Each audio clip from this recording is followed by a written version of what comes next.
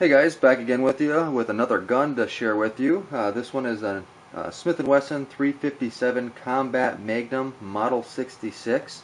It's a 4-inch barrel, stainless steel, and it's got some Goncalo alves wood grips.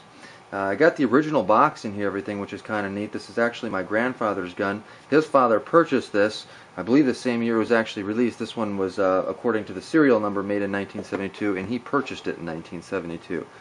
So it's kind of neat to have the original box and everything along with it. As you can see, you got the revolver in here. Nice big solid stainless steel revolver. Go ahead and set that aside. It does come with this paper. A lot of people, I guess, throw away this paper, but if you actually read it real closely, this is rust inhibiting paper, so it's supposed to kind of keep the moisture away from the gun. You're supposed to wrap your gun in this, or at least it was in 1972. That was kind of what the idea was. You have kind of the cleaning kit here, which is kind of neat. The Smith and Wesson manual. It says specifications: caliber 357 Magnum, actual bullet diameter is 38 Smith and Wesson Special, 6 shots. It's got the 4-inch barrel, or I should say, what does it say? It says 4 1/8 inch barrel with square butt. It also came in 2 1/2 inch with round butt and 6 inch with square butt. It's got a length overall of 9 1/2 inches with the 4 1/8 inch barrel. The weight with the 4 1/8 inch barrel is 35 ounces. It says front sights is a 1/8 inch Bogman quick draw on plain ramp, and the rear Smith and Wesson micrometer click sight, adjustable for windage and elevation. It says stocks checkered Goncalo alves target with square butt. Finish, it says satin with sandblasting and serrations around sighting area to break up light reflections. And the trigger is a Smith and Wesson grooving. Ammunition, again, it was the 357 Smith and Wesson Magnum, 38 Special Smith and Wesson high speed. And that's pretty much it. So that's the owner's manual. It also gives you a little booklet here, I think, on the actual ammunition that's able to be used with it, which includes the velocity and all that kind of stuff. I got the original receipts, which I won't show you, but that's pretty neat. The warranty card, which dates April 15th, 1955, although, again, this gun was made in 1972. So that's kind of everything in the package. Very rare that I actually get a gun to play with where you get a lot of this stuff with it, so that's pretty neat. I have shot the gun. I've included some of the shooting footage previous to this, but the gun shoots amazing. The one thing I have noticed with this particular weapon, and I read that on the forums, that this is kind of a common issue, is that the ejector rod there will sometimes not work as efficiently as it should. If you push this all the way to the forward, it should release by pushing on the right hand side of the cylinder here. It should release the cylinder really easily. What's actually happening is either this is not pushing it far enough forward, or in the front here the pin is not pushing up far enough to allow it to release easily enough. You actually have to push the cylinder back and then release forward. According to some of the forums, the easiest way to fix that is to use a sanding stone, not a file, on the front of this part here, just to kind of take just millimeters off the end of here, so that the locking collar in there will actually release it. It'll allow it to pass by it.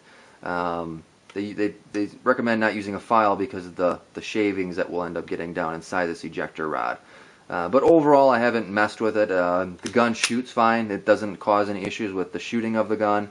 And as far as releasing the cylinder, it just takes a little bit, downward pressure and then outward pressure. So it doesn't really affect it.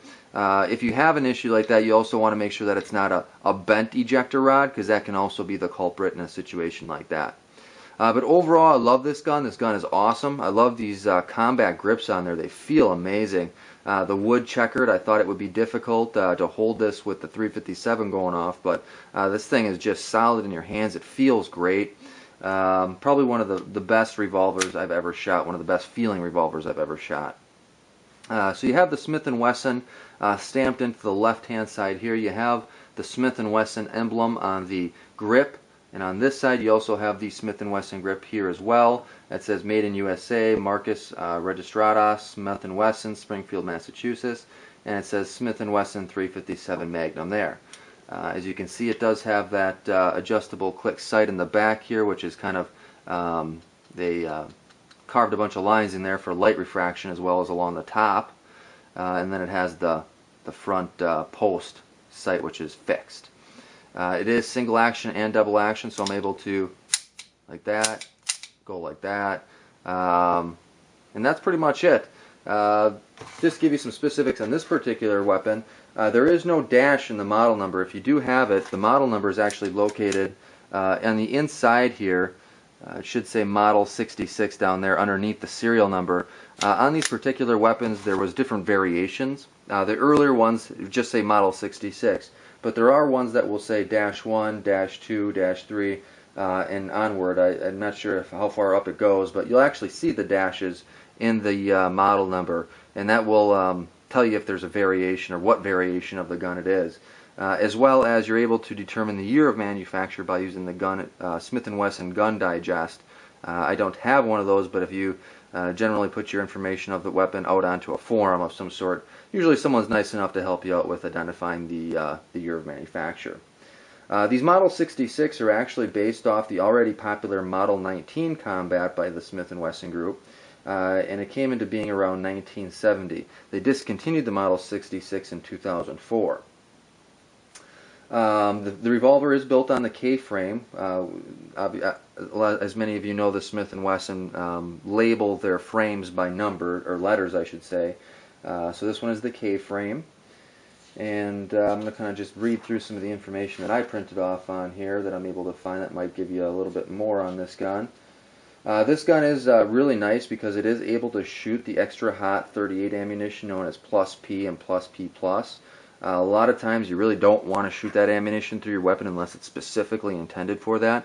But this heavy-duty, solid Smith & Wesson Model 66 is definitely made for it. It's solid. You can blast those rounds all day long without any issues with this weapon. So, being that it's a revolver, there's not a whole lot of cleaning involved with this particular gun. You know, generally you're able to take it apart pretty easily. There isn't a whole lot to it. I generally try not to take down a whole lot of the weapon like a lot of people will do. You can actually take off this whole side plate by removing the grips and removing these screws and popping it on this side, and this whole side plate will remove, and you're able to you know, remove the trigger assembly and the hammer and everything else that goes along with it. For general cleaning, that's really not necessary. The furthest I will actually take it down, and I'll go ahead and grab a screwdriver here to show you. Alright guys, so when you're disassembling these weapons, it's always a really good idea to make sure you have a screwdriver which is the appropriate size. Too small of a screwdriver and you can strip your screw, too large of a screwdriver and you can really mar a lot of the outside edges of the frame of your gun. So what I got here is just a screw that was almost perfectly sized for this screw here. If you go ahead and remove this screw, what that's holding in is your cylinder. We'll go ahead and make sure it's all the way loose here. What that's holding on is your cylinder here, so if we flip it back around this way, we should be able to release our cylinder now and completely pull it off the frame. That makes it a lot easier for cleaning because you're able to clean the cylinder a lot easier, being that it's separated. You don't have to, you know, monkey around with this being attached. But it's also easier to clean the barrel and just the overall inside of the cylinder area here. So that's pretty much as far down as I usually take it. You can go ahead and, like I mentioned, remove this whole side plate and mess around with the trigger assembly. I guess I would do that if I had an issue with the gun, but otherwise just general cleaning. You're not going to get a whole lot of gunk that's going to get down inside this area. You know, maybe if you shoot it a lot, it eventually will get down in there, but for normal wear and tear on your gun, the normal recreational shooters, don't worry about it. This revolver cylinder, then, you can actually remove this piece here which holds the cylinder in place, and then you have the cylinder itself. You can remove this ejector rod. What you'll want to do is make sure you have snap caps and put them in here so when you do twist this, it doesn't twist the star, but you would clamp this into a vise and then turn this with the gnarled end here. You'd be able to turn that right out. It is spring in there, so you gotta make sure when it comes out that it doesn't pop out everywhere. I usually don't do that as well. You know, unless there's an issue, there's really no reason to go ahead and get in there. You're able to kind of clean the ejector rod just by pushing it open like that. So that's pretty much it for disassembly. To reassemble, it's essentially just the opposite. We didn't take it down a whole lot here, so just putting it back into place, snapping that back into place on the right hand side, replacing this screw. when you're replacing this screw, you kind of want to afterwards just make sure that your cylinder is releasing like it should, and don't over tighten the screw. That's one thing you never want to do with firearms is over tighten any of the screws or fastening items that they have. But then again, just check it. Make sure that you're not tight, that you're able to loosely move it. If you're feeling that it's too tight or this isn't coming out very easily, then what you can do is back this screw out about 1/4 of a turn. As long as it isn't too loose where it will unscrew itself and fall out, you'll be okay. But that sometimes will allow it to move out or in a little bit easier with that cylinder. So that's about it, guys. Like I said, it's my grandfather's gun, so I won't have this one in my collection, but I enjoyed shooting it. If you guys have any questions, feel free to let me know. Otherwise, I appreciate your time, and thanks for watching.